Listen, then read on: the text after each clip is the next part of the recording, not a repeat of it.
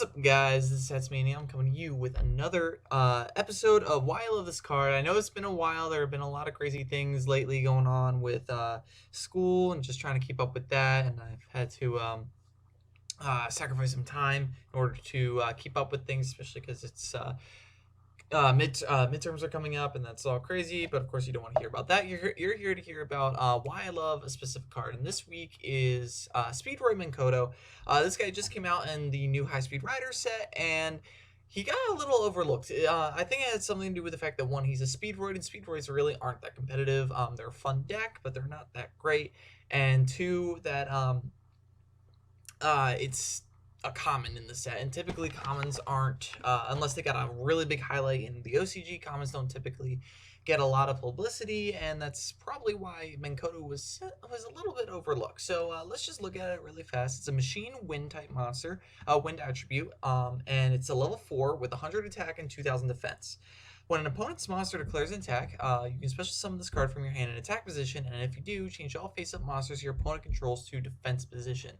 Now, why is this useful? If you're playing a rank 4 spam deck, such as Clownblade, this becomes very, very useful. So if you don't have anything on board, Menko starts to help your win condition in terms of getting a level 4 on board. Plus, it prevents you from getting OTK'd by things such as Synchron decks that really like to just full blast you all at once. And Menko really helps in that retrospect and just preventing you from getting OTK'd. It sets you up as well, as I said before. Moving on to Satellars, this could actually be splashable, maybe like 1 or 2, possibly in Satellars. Would I recommend it? Probably not, mainly because Satellars typically want to see Satellars. But it's not a bad card at all to have, mainly because if your opponent, for example, is running a Royal Decree and you can't get Deneb out of grave, you can stop them from dealing damage to you and set up half of a rank 4 play.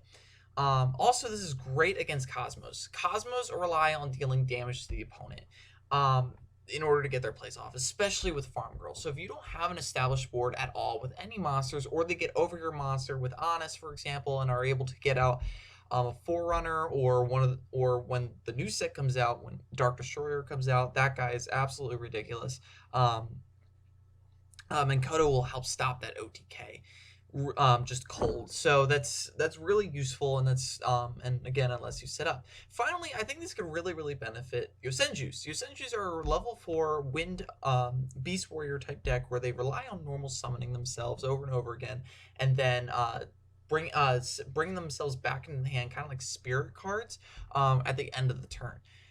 They're always without a established field, with the exception of the Pendulum build, which isn't that popular to begin with.